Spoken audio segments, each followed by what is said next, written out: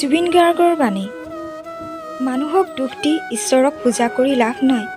দুখীজনৰ মুখত হাঁহি বিৰিঙাব পাৰিলেহে ঈশ্বৰক সেৱা কৰা হয়। কিতাপ নথকা জাতিক গামোচাই বচাব নোৱাৰে। সংগীতৰ মাধ্যমেৰে মই মোৰ হৃদয়ৰ কথা প্ৰকাশ কৰোঁ আৰু মানুহৰ হৃদয়ত স্থান পাওঁ। চৰকাৰ আমিহে বনাওঁ, চৰকাৰে আমাক নবনায়।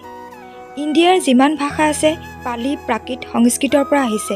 সেইটো ভাৰত চৰকাৰে দিব নোৱাৰে। ভাৰত চৰকাৰে আমাক কি স্বীকৃতি দিব? আমি চব দিছোঁ।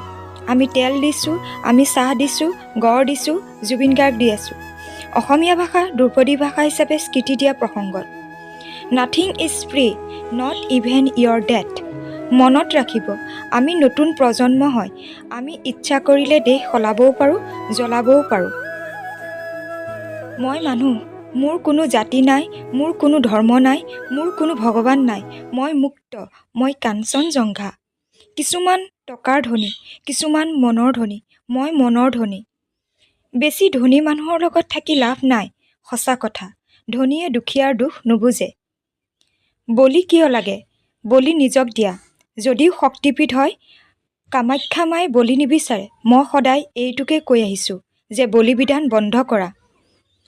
প্ৰভু ঈশ্বৰ বুলি কোৱা শব্দটো মই বেয়া পাওঁ। বুদ্ধিজিমত কয়, বুদ্ধই কৈছে you are God, I am not. যেতিয়া বুদ্ধই এনেকৈ কয় তেন্তে আমিবোৰ কিয় কওঁ মই প্ৰভু ঈশ্বৰ?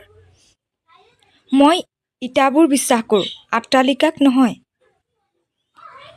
মই যেনেকৈ অৰ্জন কৰিছোঁ, মই যেনেকৈ লৈছোঁ, মানুহে মোক দিছে, মই আকৌ মানুহক ঘূৰাই দি থৈ যাম। মোৰ ঘৰ বাৰী চব মানুহক দি থৈ যাম। মই নিজৰ কাৰণে একো নাৰাখোঁ, অকল চিতাখনৰ বাহিৰে। চিতাখন খালি মানুহে জ্বলাব লাগিব। জয় জুবিন দা। জুবিন দা সদায় অমৰ হৈ থাকক।